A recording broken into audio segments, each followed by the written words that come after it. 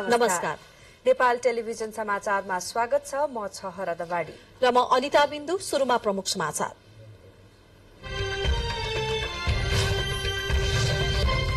प्रधानमन्त्री पुष्पकमल दाहाल प्रचण्ड र एमाले अध्यक्ष केपी शर्मा ओली बीच आज पनि छलफल, मन्त्री परिषद विस्तार लगायतका विषयमा कुराकानी।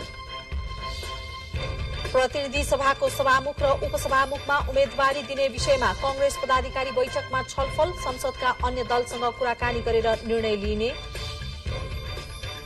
अख्तियारका पूर्व आयुक्त राजनारायण पाठक भ्रष्टाचारमा दोषी ठहर, विशेष अदालतद्वारा 3 वर्ष 3 महिना कैदको फैसला, आयुक्त भएर पनि घुस खाएकोमा थप सजाय।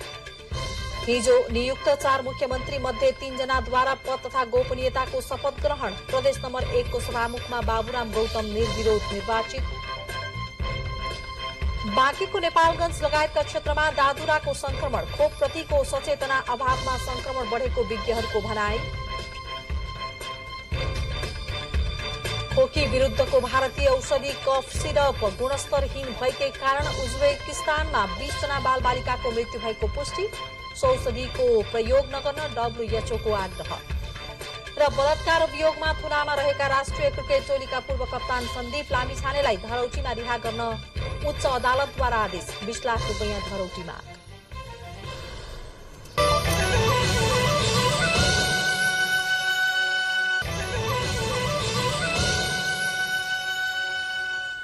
समाचार विस्तारमा। प्रधानमन्त्री पुष्पकमल दाहाल प्रचण्ड र नेकपा एमालेका अध्यक्ष केपी शर्मा ओली बीच आज पनि मन्त्रीमण्डल विस्तार लगायतका विषयमा छलफल भएको छ। प्रधानमन्त्री र एमाले अध्यक्ष ओली बीच प्रधानमन्त्रीको सरकारी निवास बालुवाटारमा छलफल भएको हो। हिजो प्रधानमन्त्री प्रचण्ड एमाले अध्यक्ष ओलीसँगको छलफलका लागि ओली निवास भक्तपुर जानु भएको थियो भने आज दुई शीर्ष नेताबीच बालुवाटारमा छलफल भएको हो। प्रधानमन्त्रीले मंगलबार प्रतिनिधि सभाबाट विश्वासको मत लिएपछि मन्त्री परिषद विस्तारको तयारी गरिएको छ। यसअघि आजै मन्त्री परिषद र सत्ता साझेदार दलको बैठक बोलाइएको थियो, तर मन्त्रीहरू र सत्तारूढ़ दलका शीर्ष नेताहरूको कार्य व्यस्तताका कारण दुवै बैठक स्थगित गरिएको छ। सत्ता साझेदार दलमा एमाले, नेकपा माओवादी केन्द्र, राष्ट्रिय स्वतन्त्र पार्टी, राष्ट्रिय प्रजातन्त्र पार्टी, जनता समाजवादी पार्टी, त्यस्तै जनमत पार्टी र नागरिक उन्मुक्ति पार्टी रहेका छन्। नेपाली कांग्रेसले प्रतिनिधि सभाको सभामुख र उपसभामुखको निर्वाचनका विषयमा अन्य दलहरूसँग छलफल गर्ने भएको छ। पार्टी सभापति शेरबहादुर देउबा निवास धुमबाराहीमा बसेको पार्टी पदाधिकारी बैठकले सभामुख र उपसभामुखको निर्वाचनका विषयमा संसदमा रहेका अन्य राजनैतिक दलहरूसँग छलफल चलाउने निर्णय गरेको सहमहामन्त्री बद्री पाण्डेले जानकारी दिनुभयो।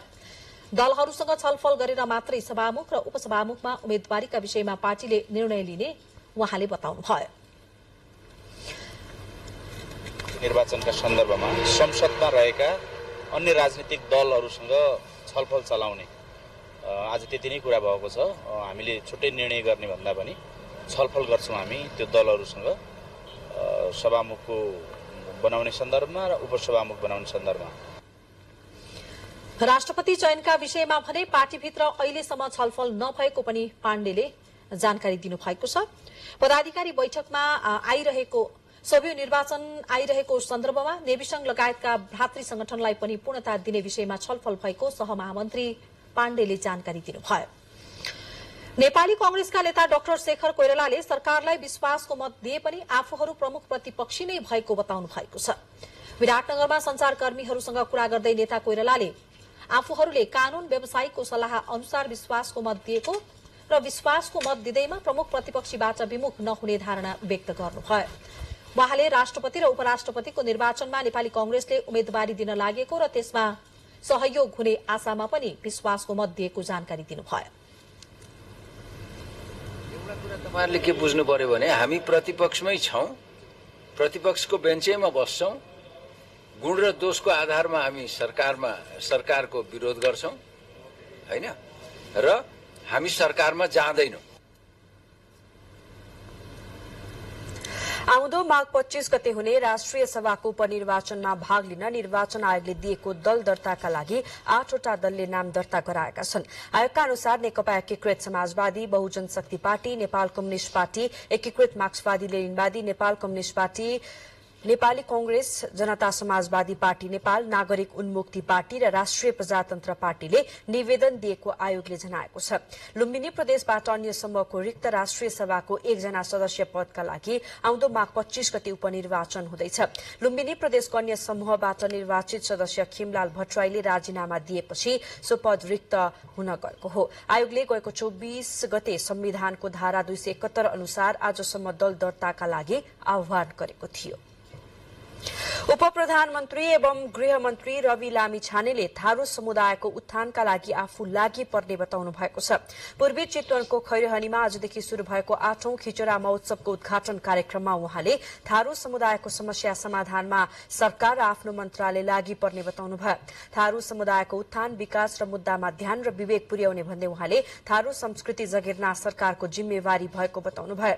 जनताले दिएको जिम्मेवारी पूरा गर्नका लागि समय व्यवस्थापन गर्दै थारू समुदायको उत्थानमा लाग्ने पनि उहाँको भनाइ छ।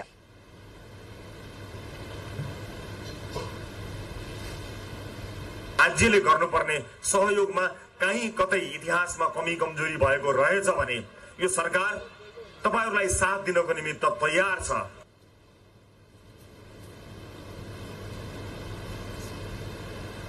समाचारको क्रम जारी छ। अब केही बेर विश्राम। विश्रामपछि बाँकी समाचार। विशेष अदालतले अख्तियार दुरूपयोग अनुसन्धान आयोगका पूर्व आयुक्त राजनारायण पाठक र नेपाल इन्जिनियरिङ कलेजका तत्कालीन अध्यक्ष लम्बोदर न्युपानेलाई कैद फैसला सुनाएको छ।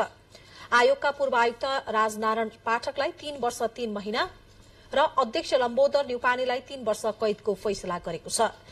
पाठक अख्तियारको आयुक्त भएर पनि घुस लिएकाले उनलाई थप 3 महिना कैद सजायको फैसला गरिएको विशेष अदालतका प्रवक्ता दीपेन्द्रनाथ योगीले जानकारी दिनुभयो।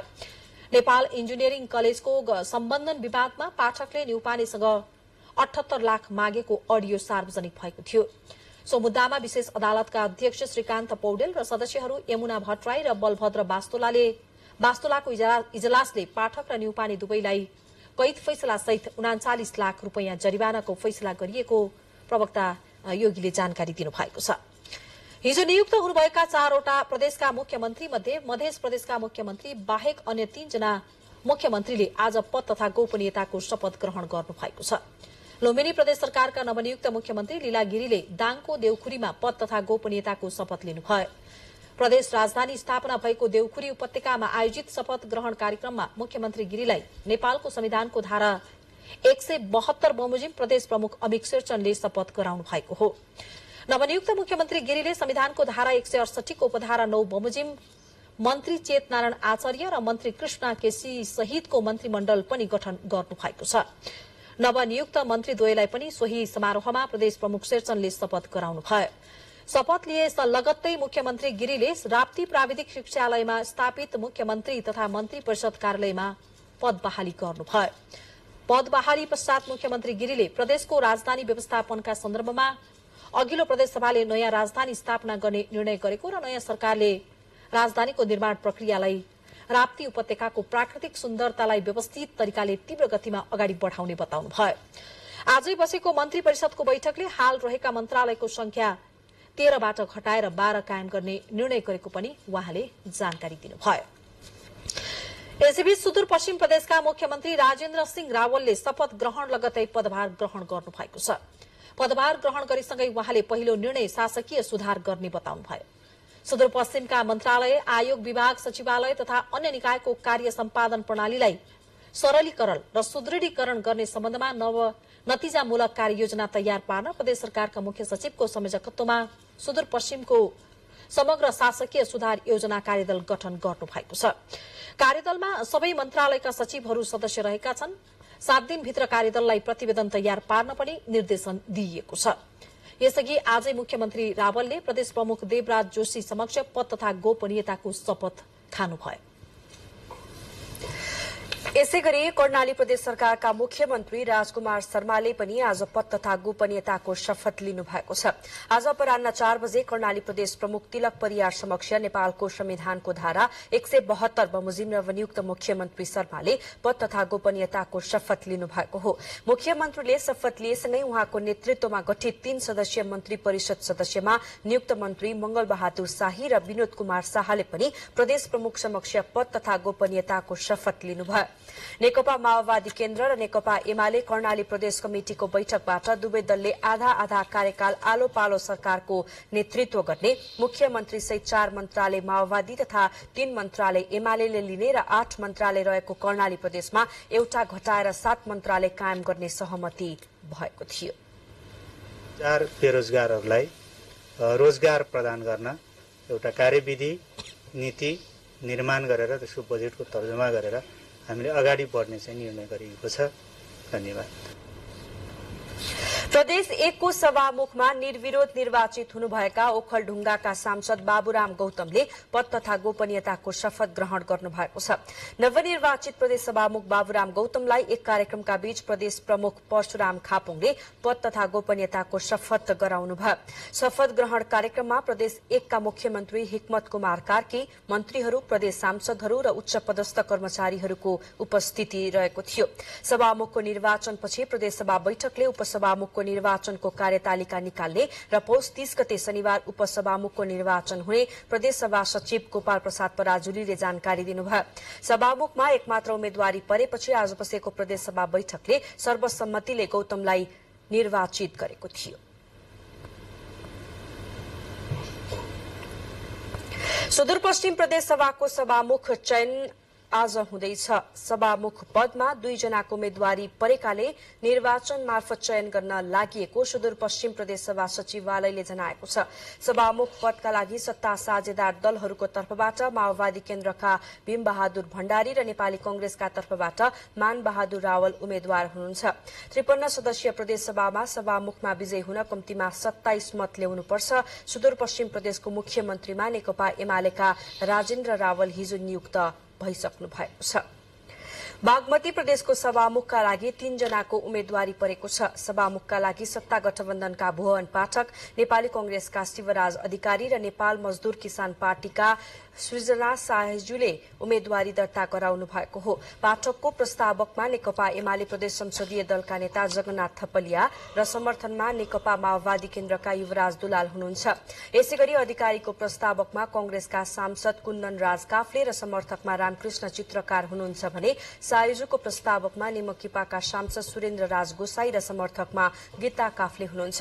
प्रदेशसभा सचिवालयमा आज बिहान 10:30 बजेदेखि दिउँसो 2 बजेसम्म मनोनयन दर्ताको समय तोकिएको थियो। निर्वाचनका लागि आज दिउँसो 2:30 देखि 3:30 सम्म मनोनयन फिर्ताको समय र अपराह्न 4 बजे उम्मेद्वारको अन्तिम नामावली सार्वजनिक गरिएको थियो।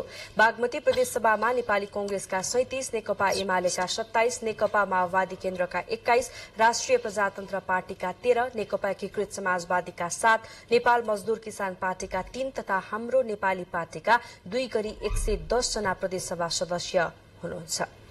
समाचारको क्रम अझै जारी छ। फेरि केही बेर विश्राम।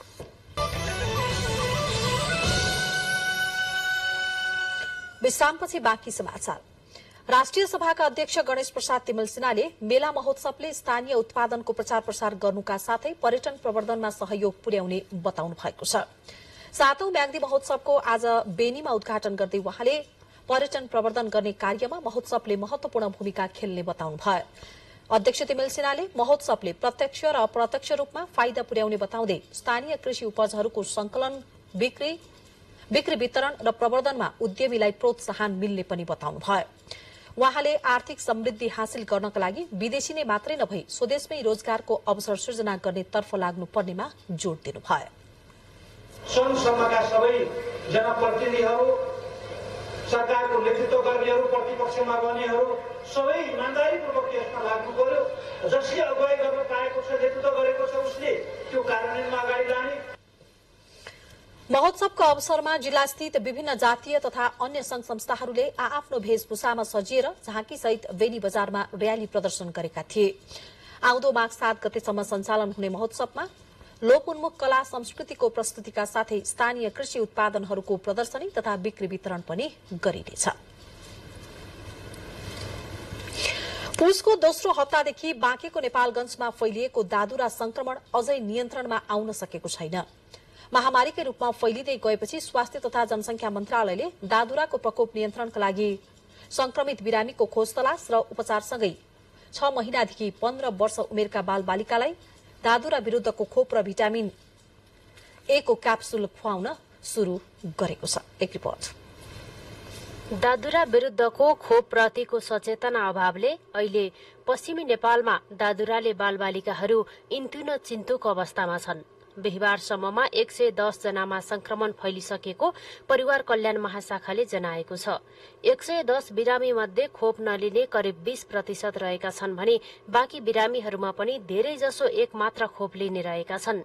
धेरैजसो भारत र नेपाल आउने जाने गरिरहने र भारत गएको बेला खोप छुटेको हुन सक्ने महाशाखाले जनाएको छ। बालबालिकामा दादुरा देखिएपछि आँखाको अन्धोपना समेत हुन सक्ने चिकित्सकहरूको भनाइ छ। दादुरा देखिँदा पखाला लाग्ने, कानको संक्रमण, निमोनिया, मस्तिष्कमा कडा खालको संक्रमण जस्ता जटिलता समेत देखिने भएकोले खोप अनिवार्य लगाउनु पर्ने चिकित्सकहरूको सुझाव छ। दादुराको खास उपचार भनेको केही पनि छैन हैन।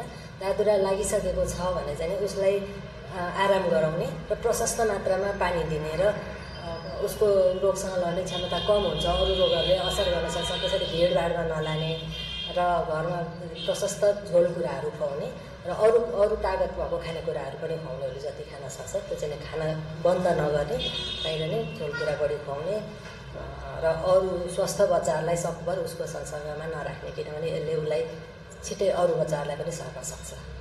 महामारीकै रूपमा फैलिएपछि दादुराको प्रकोप नियन्त्रणका लागि नेपालगञ्जमा बिरामीको खोज तलास गरी दादुराको खोपसँगै भिटामिन ए पनि खुवाइएको छ। दादुराबाट जोगाउन आफ्ना बालबालिकालाई दादुरा र रुबेला विरुद्धको खोप लगाउन सरकारले आग्रह गरेको छ।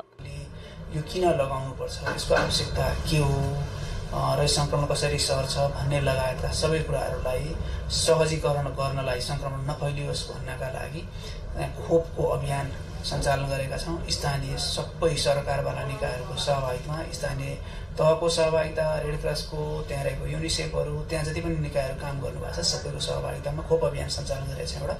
एउटा सचेतना अभिवृद्धिको कामहरू गरिएको छ। ज्वरो आउनु र शरीरमा राता बिबिरा देखिनु, रुगाखोकी लाग्नु दादुराको लक्षण हो। त्यसैले आफ्ना बालबालिकालाई पनि त्यस्तो खालको लक्षण देखेमा समयमै जाँच गरी उपचार गराउनु पर्नेमा चिकित्सकहरूले जोड़ दिएका छन्। क्यामेरामा सुरेन्द्र आचार्यको साथमा दुर्गा खड्का, नेपाल टेलिभिजन। कुष्ठरोग नियन्त्रणका लागि कैलालीको बडगोरिया गाउँपालिकामा टोल बस्तीमा औषधि खुवाउने अभियान चलाइएको छ। विगतमा पूर्वजन्मको श्रापको रूपमा मानिने कुष्ठरोग औषधि खाएपछि निको हुन्छ भन्ने जनचेतना जगाउनका लागि पनि अभियान चलाइएको गाउँपालिकाले जनाएको छ। कुष्ठरोग निवारण र यसको रोकथामका लागि कैलाली जिल्लाको बर्दगोरिया गाउँपालिकामा खरदैलो अभियान सञ्चालन गरिएको छ। गाउँपालिकाको टोल बस्तीमै पुगेर स्वास्थ्य कर्मीहरूले चेक जाँच गरेर कुष्ठरोगको औषधि खुवाइरहेका छन्। एनएनएसडब्ल्यू र एनएलआर संस्थाको सहकार्यमा बर्दगोरिया नगरपालिकाले यस प्रकारको अभियान सञ्चालन गरेको हो। खास गरी कुष्ठरोग समुदायमा नफैलियोस् भन्नका लागि सबैलाई रोग विरुद्धको औषधि खुवाउने कार्य भइरहेको छ।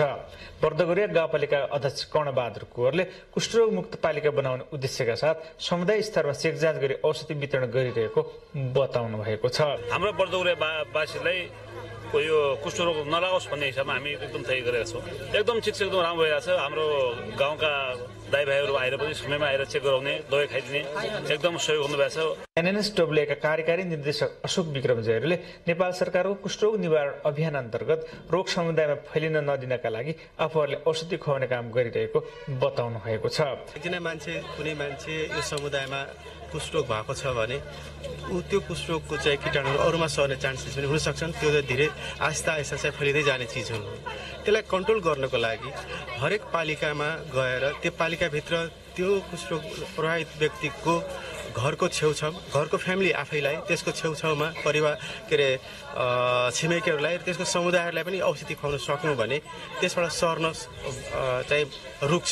आफ्नै घर दैलोमा औषधि खान पाएकोमा भने स्थानीय बासिन्दा हर्षित भएका छन्। भोलिका दिनमा आफूहरूलाई कुष्ठरोगले छुन नसक्ने भन्दै गाउँपालिका र सङ्घ संस्थाहरूको अभियान सराहनीय रहेको उहाँहरूको भनाइ रहेको छ। राम्रो लाग्यो, हाम्रो शरीरको लागि फाइदा, खस्रो खुस्रोबाट बच्ने दवा बिरो खोलो बढ़िया भइल कैसे हमार बढ़िया ये गाउँ घरमा खावा दिलो कैसे मजा भइल बढ़िया भयो। विगतमा पूर्वजन्मको श्रापको रूपमा मानिने कुष्ठरोग पछिल्लो समयमा पनि धेरै ठाउँमा निवारण भइसकेको छ। कुष्ठरोग प्रभावित केही ठाउँहरूमा भने यसलाई निर्मूल पार्नका लागि नेपाल सरकारले विशेष अभियान नै सञ्चालन गरेको छ। रामसिंह ठौरना, नेपाल टेलिभिजन, सुदूरपश्चिम प्रदेश, बर्दगोरिया, कैलाली। युवा पुस्तामा पुस्तक प्रतिको मोह र लगाव सृजना गर्न काठमाडौँ स्थित नेपाल प्रज्ञा प्रतिष्ठानमा पुस्तक प्रदर्शनी भइरहेको छ। आउँदो माघ 10 गतेसम्म सञ्चालन हुने प्रदर्शनीमा 3 रुपियाँदेखि 3300 रुपियाँसम्मका पुस्तक राखिएका छन्। काव्य रचना पुस्तक मात्र 3 रुपियाँमा। सुन्दा अचम्म लाग्छ, 3 रुपियाँमा पनि पुस्तक पाइन्छ र? हो, पाइन्छ। नेपाल प्रज्ञा प्रतिष्ठानले आयोजना गरेको पुस्तक प्रदर्शनीमा काव्य रचना राखिएको छ। यो पुस्तक हेर्ने पनि अचम्म मान्दै हेर्छन् र प्रश्न गरिहाल्छन्। विक्रम सम्वत 2027 सालमा लेखिएको 3 रुपियाँ पर्ने यो पुस्तक तत्कालीन नेपाल राजकीय प्रज्ञा प्रतिष्ठानका 13 सदस्यहरू मिलेर लेखेका हुन्। प्रदर्शनीमा 3 रुपियाँदेखि 3300 रुपियाँसम्मका पुस्तकहरू राखिएको छ अनि 3300 रुपियाँ पर्ने यो चाहिँ नेपाली शब्दकोश हो। नेपाल प्रज्ञा प्रतिष्ठानले हरेक वर्ष पृथ्वी जयन्तीको अवसर पारेर पुस्तक प्रदर्शनीको आयोजना गर्दै आइरहेको छ। अहिले विश्व नै प्रविधिको गतिमा छ। हात हातमा मोबाइल, घर घरमा इन्टरनेट अनि छिनछिनमा सामाजिक सञ्जालहरू र अन्य ई लाइब्रेरी युवा पुस्ताको पहुँचमा छ। अभौतिक पठन संस्कृति बढ्दै गइरहेको अवस्थामा ती नयाँ पुस्तामा भौतिक पठन संस्कृतिको विकासको निमित्त पुस्तक प्रदर्शनको आयोजना गरिएको बताइएको छ। बढी मात्रामा युवा अवस्थामा पढ्ने संस्कृति, पुस्तक पढ्ने संस्कृति अहिले हराउँदै गएको महसुस भएको छ र उहाँहरूलाई नै मध्यनजर गरेर पठन संस्कृतिको विकास होस् भनेर युवाहरूलाई लक्षित गरेर नै यो प्रदर्शन गरिएको हो। प्रदर्शनीमा अवलोकन गर्नेहरू बाहिर जिल्लाबाट समेत आएका छन्। अभौतिक मात्र नभई भौतिक पुस्तक पढ्ने बानी समेत बसाल्नुपर्ने उनीहरूको सुझाव छ। कमसेकम पुस्तक पढेर अध्ययन गरेर मानिसले चाहिँ समाज बुझ्छ, देश बुझ्छ, मुलुक बुझ्छ, आफ्नो परिवार बुझ्छ, सबै कुरा बुझ्न सक्दथे। तर त्यो देखिँदैन। अहिले मान्छे मेसिन बनेको छ। अब यसलाई कसरी सही ट्र्याकमा ल्याउने भन्नेतर्फ अलिकति मुलुक र राज्य सञ्चालकहरूले पनि ध्यान दिन आवश्यक छ। युवाहरूलाई चाहिँ पुस्तक पढ्नुपर्छ। यो पुस्तकबाट हामीलाई धेरै ज्ञानहरू पनि हुन्छ। त्यसैले पुस्तक चाहिँ पढ्नको लागि अति आवश्यक छ। नेपाल प्रज्ञा प्रतिष्ठानको आयोजनामा ललित कला, संगीत नाट्य प्रज्ञा प्रतिष्ठान र साझा प्रकाशनले पुस्तक प्रदर्शनीमा भाग लिएका छन्।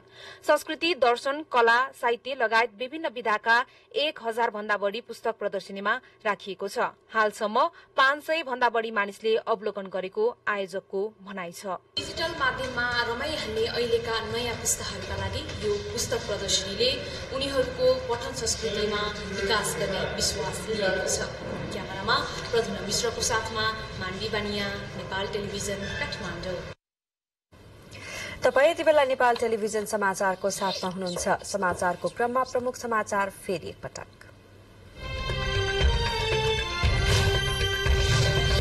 प्रधानमन्त्री पुष्पकमल दाहाल प्रचण्ड र एमाले अध्यक्ष केपी शर्मा ओली बीच आज पनि छलफल, मन्त्री परिषद विस्तार लगायतका विषयमा कुराकानी। प्रतिनिधि सभाको सभामुख र उपसभामुखमा उम्मेद्वारी दिने विषयमा कांग्रेस पदाधिकारी बैठकमा छलफल, संसदका अन्य दलसँग कुराकानी गरेर निर्णय लिने। अख्तियारका पूर्व आयुक्त राजनारायण पाठक भ्रष्टाचारमा दोषी ठहर, विशेष अदालतद्वारा 3 वर्ष 3 महिना कैदको फैसला, आयुक्त भएर पनि घुस खाएकोमा थप सजाय। हिजो नियुक्त 4 मुख्यमन्त्री मध्ये 3 जनाद्वारा पद तथा गोपनीयताको शपथ ग्रहण, प्रदेश नम्बर 1 को सभामुखमा बाबुराम गौतम निर्विरोध निर्वाचित। बाँकेको नेपालगञ्ज लगायतका क्षेत्रमा दादुराको संक्रमण, खोपप्रतिको सचेतना अभावमा संक्रमण बढेको विज्ञहरूको भनाई। खोकी विरुद्धको भारतीय औषधि कफ सिरप गुणस्तरहीन भएकै कारण उज्बेकिस्तानमा 20 जना बालबालिकाको मृत्यु भएको पुष्टि, सो औषधिको प्रयोग नगर्न WHO को आग्रह। र बलात्कार अभियोगमा थुनामा रहेका राष्ट्रिय क्रिकेट टोलीका पूर्व कप्तान सन्दीप लामिछानेलाई धरौटीमा रिहा गर्न उच्च अदालतद्वारा आदेश। 20 लाख रुपियाँ धरौटी माग।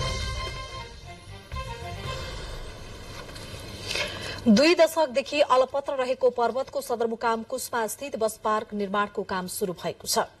लामो समयदेखि पर्वत जिल्लामा नै बस पार्क नहुँदा यातायात व्यवस्थापनमा समस्या हुँदै आएको थियो। बस पार्क गर्नका लागि ठूला गाड़ी र सानो गाड़ीको लागि छुट्टा छुट्टै 2 स्थान निर्माण गर्न लागि निर्माण व्यवसायी सबिन श्रेष्ठले जानकारी दिनुभयो। शहरी तथा भवन निर्माण कार्यालय बागलुङले 7 करोड़ 10 लाख 30 हजार रुपियाँमा निर्माणको जिम्मा विजय सिद्ध बाबा निर्माण सेवालाई दिएको हो। गत कार्तिकमा भएको ठेक्का सम्झौता आगामी असोज मसान्तमा सकिँदैछ। शिवालय मन्दिर व्यवस्थापन समितिले गुठीको जग्गा बस पार्क बनाउनका लागि उपलब्ध गराएको हो। करिब 12 रोपनी 12 आना जग्गामा बस पार्क निर्माण हुन लागेको हो। डोल्पाको एकमात्रै अस्पतालको रूपमा रहेको जिल्ला अस्पताल जोड्ने पक्की पुल बनाउनका लागि पहिलो चरणमा 2 करोड़ बजेट छुट्याइएको छ। पूर्वाधार विकास कार्यालय डोल्पाबाट पहिलो चरणमा 2 करोड़ बजेट छुट्याइएको हो। मोटरेबल पुल नहुँदा बिरामीलाई एम्बुलेन्समा सिधै अस्पताल पुग्न समस्या हुने गरेपछि पक्की पुल निर्माणका लागि पूर्वाधार विकास कार्यालयबाट आर्थिक वर्ष 79-80 का लागि पहिलो चरणमा 2 करोड़ रकम छुट्याइएको कार्यालय प्रमुख पदम देवकोटाले जानकारी दिनुभयो। शिवनाथ इन्जिनियरिङ कन्सल्टेन्सीले अघिल्लो वर्ष तयार पारेको विस्तृत अध्ययन प्रतिवेदन रिपोर्ट डीपीआर स्थानीय सड़क तथा पुल सहयोग इकाइले अझै स्वीकृत नगरेको र स्वीकृतका लागि प्रयास भइरहेको कार्यालय प्रमुख देवकोटाको भनाइ छ। पुलको योजना क्रमागत भएकाले प्रत्येक वर्ष बजेट आउने र सकेसम्म 2 वर्षभित्रै काम सक्ने गरी निर्माण थालिने पनि उहाँले बताउनुभयो। धनुषाको प्रमुख बाली मध्येको एक बालीका रूपमा रहेको तेलहन बाली सर्स्युको उत्पादनमा यसपालि ह्रास आउने चिन्ताले किसानहरूलाई सताएको छ। धनुषाको हरेक गाउँमा किसानहरूले आफ्ना आवश्यकता र थोरै कृषकले व्यावसायिक दृष्टिकोणबाट सर्स्यु तेलहन खेती गर्ने गरेका छन्। चिसो हावासँगैको कठ्याङ्ग्रिदो शीतलहरले तेलहन बालीको झार कुहिएको, सुकेको र विभिन्न किराको प्रकोपको शिकार हुन गएका कारण तराई मधेसको खेत र करेसाबारीमा लगाइएको तेलहन बाली उत्पादनमा 40% ह्रास आउने जिल्ला कृषि ज्ञान केन्द्र धनुषाले अनुमान गरेको छ। धनुषा जिल्लाको करिब 3500 हेक्टर क्षेत्रफलमा तेलहन खेती हुने गरेको छ। अब अन्तर्राष्ट्रिय समाचार। विश्व स्वास्थ्य संगठन WHO ले उज्बेकिस्तानमा कम्तीमा 20 जना बालबालिकाको मृत्युका लागि जिम्मेवार ठहरिएको भारतमा उत्पादित कफ सिरपको प्रयोग नगर्न आग्रह गरेको छ। WHO ले भारतको मेरियन बायोटेकले उत्पादन गरेका यी उत्पादनहरू गुणस्तरहीन भएको र कम्पनीले उनीहरूको सुरक्षा र गुणस्तरको बारेमा सुनिश्चितता प्रदान गर्न असफल भएको बताएको छ। कम्पनीले बनाएको डक मैक्स नामको खोकी रोक्ने झोलौषधि खाँदा कम्तीमा 20 जना बालबालिकाको मृत्यु भएको उज्बेकिस्तानका अधिकारीहरूले गत महिना बताएपछि भएको अनुसन्धानपछि आज यो चेतावनी जारी गरिएको हो। उज्बेकिस्तानको गुणस्तर नियन्त्रण प्रयोगशालाले सिरपको नमूनाको विश्लेषण गर्दा डाइथिलिन ग्लाइकोल वा इथिलिन ग्लाइकोलको अस्वीकार्य मात्रा प्रदूषकको रूपमा पाइएको र यो मानव स्वास्थ्यका लागि विषाक्त र प्राणघातक साबित हुने WHO ले जनाएको छ। भारतको स्वास्थ्य मन्त्रालयले समेत सो कम्पनीको उत्पादन रोकेको थियो भने उज्बेकिस्तानले डक मैक्सको आयात र बिक्रीमा प्रतिबन्ध लगाएको थियो। बाँकी समाचार एकैछिनपछि।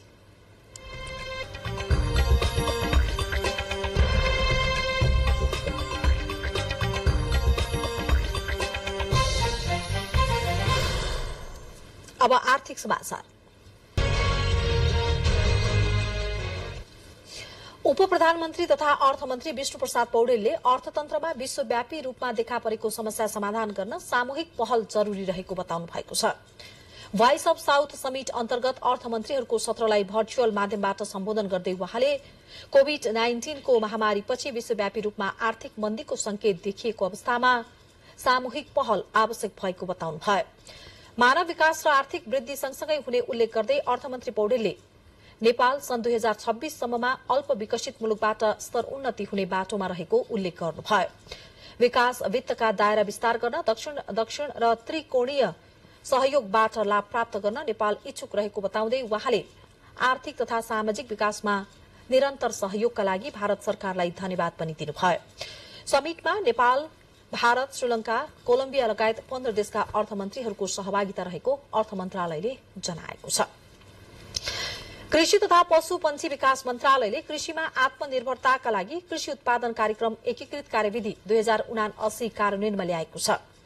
मन्त्रालयले औसतमा 30% कृषिजन्य वस्तुको आयात प्रतिस्थापन गर्ने लक्ष्य पनि राखेको छ।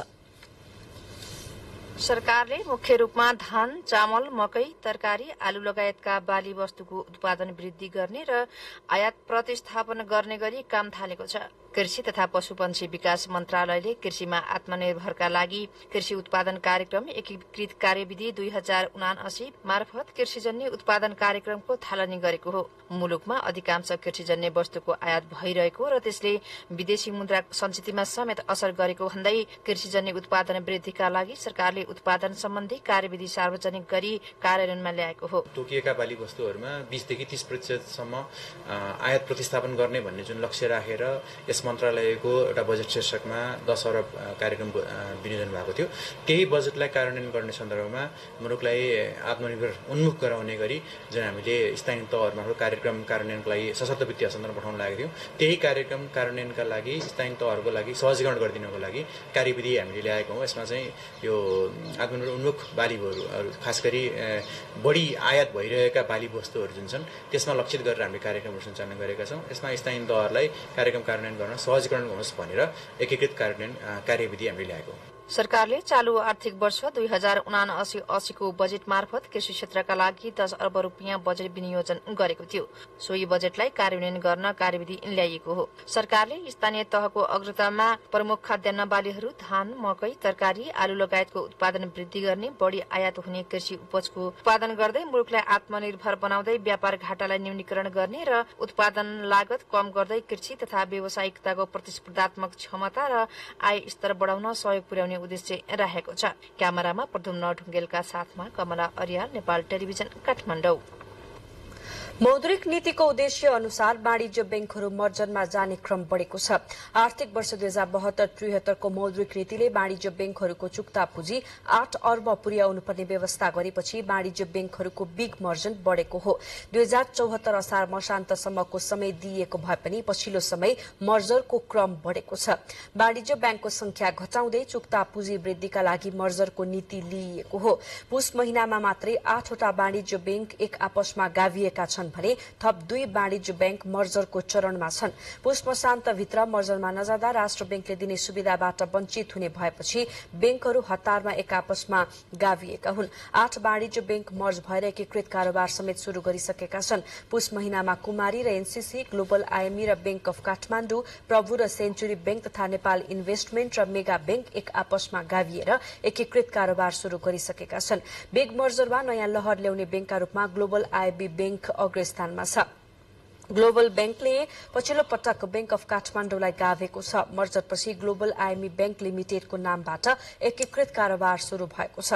मर्जर पश्चात सबैभन्दा ठूलो बनेको ग्लोबल आईएमई बैंक लिमिटेडको चुक्ता पुँजी 35 अर्ब 77 करोड़ रुपियाँ पुगेको छ। धितोपत्र बजारमा शेयर कारोबार मापक नेप्से परिसूचक आज उच्च अंकले ओह्रालो लागेको छ। नेपाल स्टक एक्सचेन्जका अनुसार शेयर कारोबार हुने साताको अन्तिम दिन आज नेप्से परिसूचक 41.02 अंकले ओह्रालो लागेर 2149.41 मा सीमित भएको छ। यस्तै ठूला कम्पनीका शेयर कारोबार मापन गर्ने सेन्सिटिभ परिसूचक 7.89 अंकले ओह्रालो लागेर 411.35 मा सीमित भएको छ। कारोबार भएका कुल 13 उपसमूह मध्ये 12 उपसमूहको शेयर मूल्यमा गिरावट आएको छ भने एक उपसमूहको शेयर मूल्यमा वृद्धि भएको छ। 1,44,82,959 किता शेयर 5 अर्ब 47,46,24,724 मूल्यमा खरिद बिक्री भए। आजको कारोबारपछि बजार पुँजीकरण 31 खर्ब 3 अर्ब 15 करोड़ 69,47,625 बराबर रहेको छ। नेप्सेका अनुसार कारोबारका आधारमा शिवम सिमेन्ट शीर्ष स्थानमा रहेको छ। आर्थिक समाचारपछि अब खेलकुद सम्बन्धी समाचार।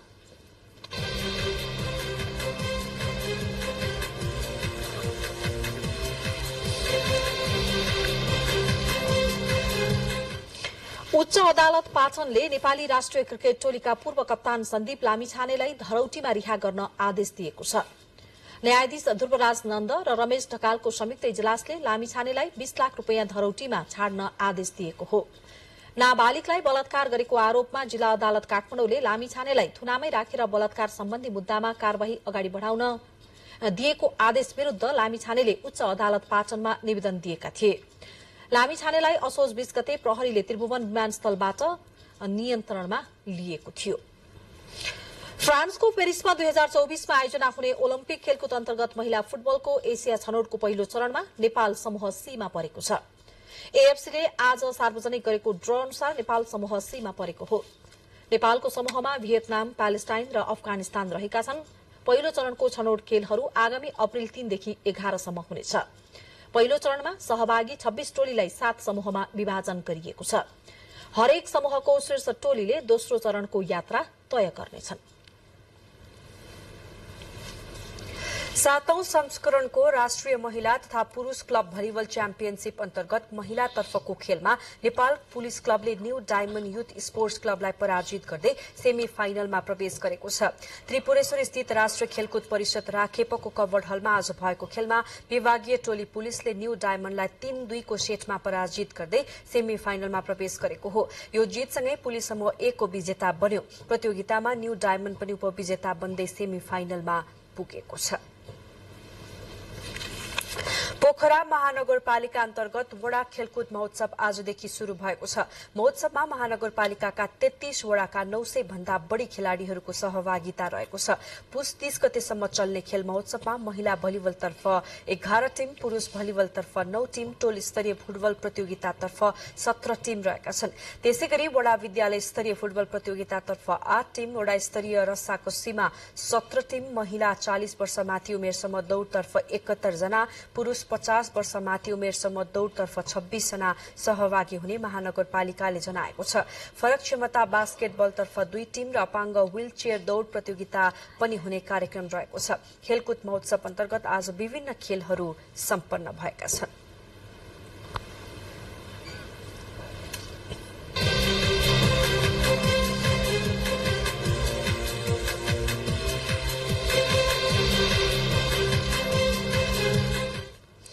अब मौसम सम्बन्धी जानकारी। सुदूरपश्चिम कर्णाली, गण्डकी र प्रदेश नम्बर 1 मा आज राति आंशिकदेखि सामान्य बदली तथा बाँकी भूभागमा आंशिक बदलीदेखि मौसम सामान्यतया सफा रहने मौसम पूर्वानुमान महाशाखाले जनाएको छ। साथै सुदूरपश्चिम र कर्णाली प्रदेशका पहाड़ी भूभागका 1-2 स्थानमा हल्का वर्षाको सम्भावना रहेको छ। सुदूरपश्चिम कर्णाली तथा गण्डकी प्रदेशका उच्च पहाड़ी तथा हिमाली भूभागका थोरै स्थानहरूमा हल्का हिमपातको सम्भावना समेत रहेको पनि महाशाखाले जनाएको छ।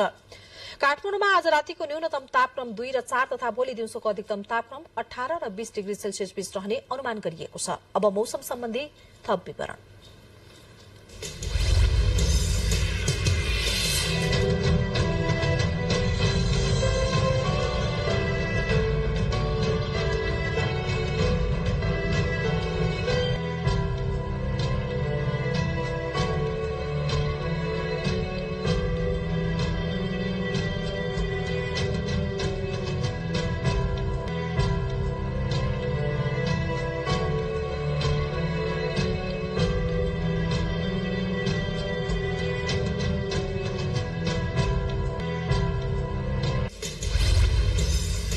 समाचार बुलेटिनको अन्त्यमा प्रमुख समाचार फेरि एकपटक।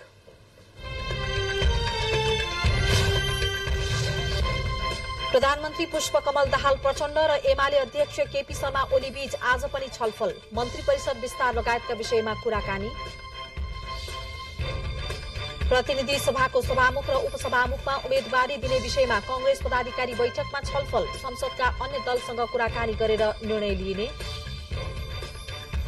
अख्तियारका पूर्व आयुक्त राजनारायण पाठक भ्रष्टाचारमा दोषी ठहर, विशेष अदालतद्वारा 3 वर्ष 3 महिना कैदको फैसला, आयुक्त भएर पनि घुस खाएकोमा थप सजाय। हिजो नियुक्त 4 मुख्यमन्त्री मध्ये 3 जनाद्वारा पद तथा गोपनीयताको शपथ ग्रहण, प्रदेश नम्बर 1 को सभामुखमा बाबुराम गौतम निर्विरोध निर्वाचित। बाँकेको नेपालगञ्ज लगायतका क्षेत्रमा दादुराको संक्रमण, खोपप्रतिको सचेतना अभावमा संक्रमण बढेको विज्ञहरूको भनाई। खोकी विरुद्धको भारतीय औषधि कफ सिरप गुणस्तरहीन भएकै कारण उज्बेकिस्तानमा 20 जना बालबालिकाको मृत्यु भएको पुष्टि, सो औषधिको प्रयोग नगर्न डब्ल्युएचओको आग्रह। र बलात्कार अभियोगमा थुनामा रहेका राष्ट्रिय क्रिकेट टोलीका पूर्व कप्तान सन्दीप लामिछानेलाई धरौटीमा रिहा गर्न उच्च अदालतद्वारा आदेश। 20 लाख रुपियाँ धरौटीमा। हवस्, त्यसको साथै यो समाचार बुलेटिन यही सकिन्छ। तपाईँ नेपाल टेलिभिजन हेर्दै गर्नुहोला। नमस्कार।